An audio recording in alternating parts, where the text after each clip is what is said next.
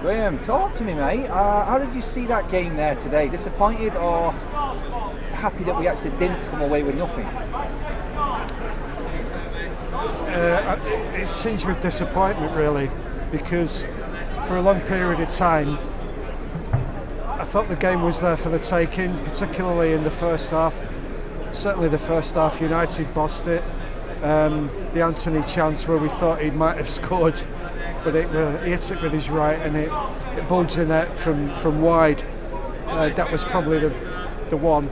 But the idea that you're going to lose that game as well is absolutely gut-wrenching.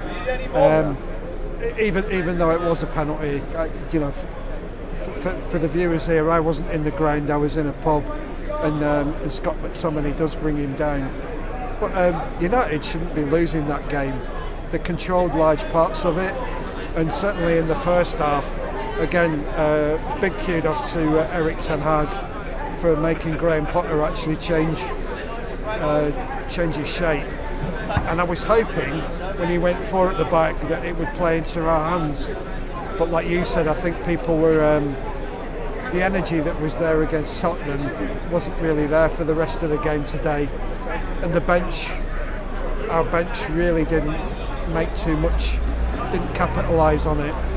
But you have to hand it to the team to actually come back from conceding an 87th minute goal, which they didn't really deserve. They were only dangerous in transition, as you said, with Casemiro.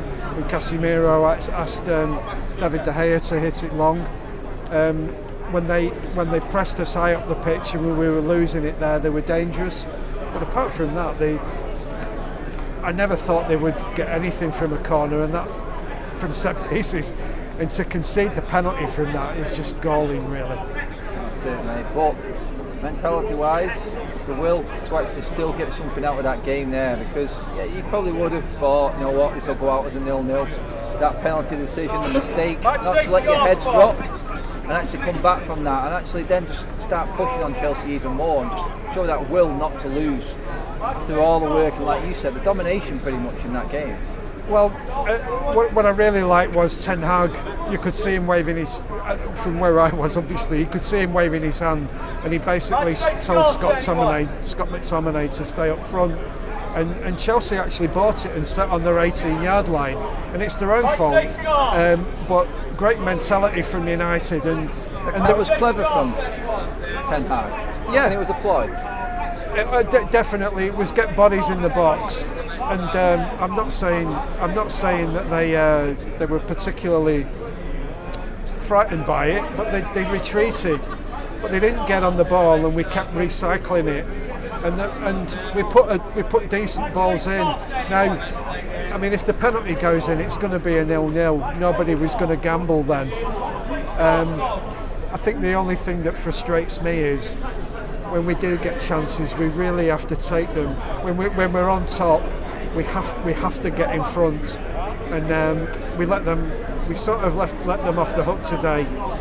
But what I would say is, if you go to the 85th minute, you would say probably it was going to be a draw.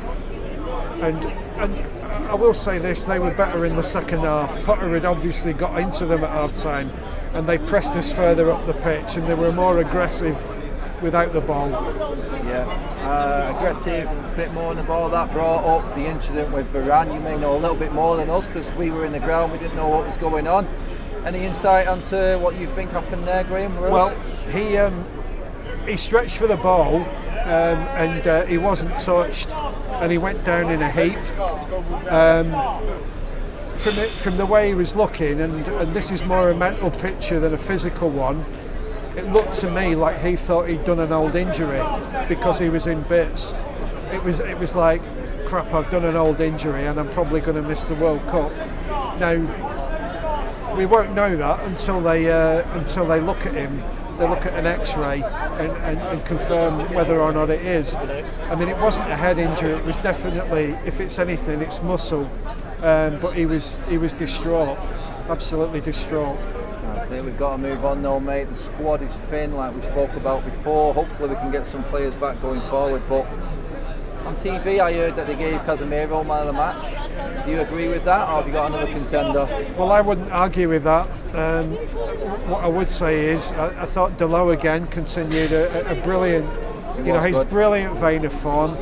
And Martinez, what a player he is!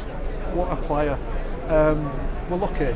We've got a proper defender there. Yeah, Proper defender, and Martinez would definitely have pushed Casemiro close. I think the goal definitely tips it. But it's nice. It's nice to have people happy that we have a midfield that actually can get on the ball and press up against all opposition. And as you've said, we've now played all the contenders for the top four, and I've maintained all along, we talked about this in the car, we've got nothing to be afraid of. The club expect the top four, and more importantly, Erik ten Hag expects to qualify for the Champions League, and he expects to win games. And I think if you ask him privately, he'll be disappointed that they've not won that game, but they have to have a killer instinct. We can't keep giving teams ways back into games when they shouldn't be in it. Graham, cheers for coming on, mate. You're welcome.